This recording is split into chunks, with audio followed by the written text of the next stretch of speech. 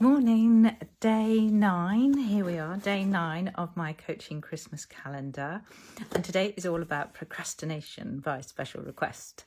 So do you find yourself putting things off? Well, you're not alone. Lots of us do it.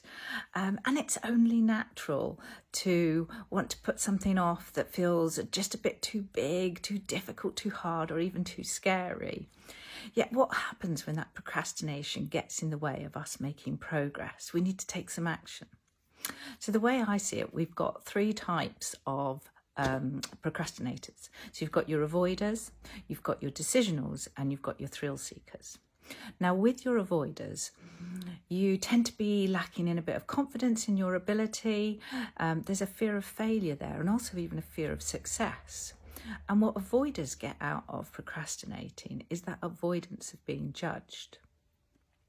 Now, with your decisionals, as you might expect, you struggle to make a decision. There's also that fear of failure there. And decisionals tend to be perfectionists. And by procrastinating, what they're doing is they're shifting that be perfect responsibility away from themselves and pushing it away. Now, with thrill seekers, you feel that you work better under pressure and get a lot of enjoyment out of that pressure of a deadline. And thrill seekers believe that it's okay to procrastinate because they get that enjoyment from the pressure of a deadline. So what can you do practically to move forward? I think there's 3 steps. So the first step is to actually recognise that you're procrastinating and then forgive yourself. It's okay because you're going to do something about it. Now, the second step is then to work out why you're procrastinating. So what type of procrastinator are you? Are you lacking in some confidence? Are you wanting everything to be perfect? Or are you seeking that thrill of a deadline? Then the third step is to work out some steps that actually work for you because of why you're putting something off. I've got a couple of ideas. So the first thing to do is to work out where you work best and what time of day that is. And then you need to schedule in some of that time. So away with the to-do list, actually get scheduling in time. Now, they could be long blocks of time or they could be short blocks of time, and you might need lots of breaks, but schedule all that in. Then what you want to do is break that job, that project, that task down into smaller chunks. Perhaps use that wheel that we talked about in day 8. And once you've broken it down, you might want to do, so there might be a couple of easy things, some easy quick wins that you feel confident about and that might get you motivated.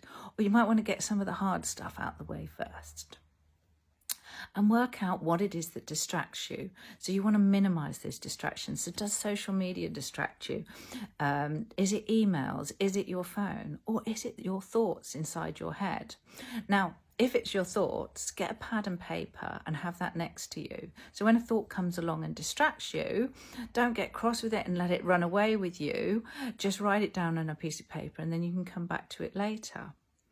And another thing with your thoughts, when we start procrastinating, we tend to have a bit of an internal negative dialogue with ourselves. We start beating ourselves up and saying, oh, well, I'm going to miss that deadline. I'm always going to be late. I might as well not bother now because, I've been putting this off for ages. So watch what your internal dialogue is and talk positively to yourself. Another thing you can do is get an accountability partner and maybe somebody that's going to support you, someone that will check in with you and say when you say that I'm going to do it by then and what you're going to do. And then another thing is, as you're going along, sort of recognise how far you've come and perhaps give yourself a couple of rewards, whether that's a cup of tea or, whatever it is that you want to reward yourself with. And if you're really struggling to start, get a timer, set it for 5 minutes, and then just commit to that 5 minutes. Start working on your task, and then by 9 out of 10 times, when that timer goes off, you'll be really stuck in and you'll just keep on going. So you've got 3 steps. The first step is to recognise that you are procrastinating and forgive yourself. Step 2 is work out why you're procrastinating. And step 3 is have some of those simple steps in place to get you moving. So what have you been putting off and what are you going to get moving on today? See you on day 10 tomorrow. Bye.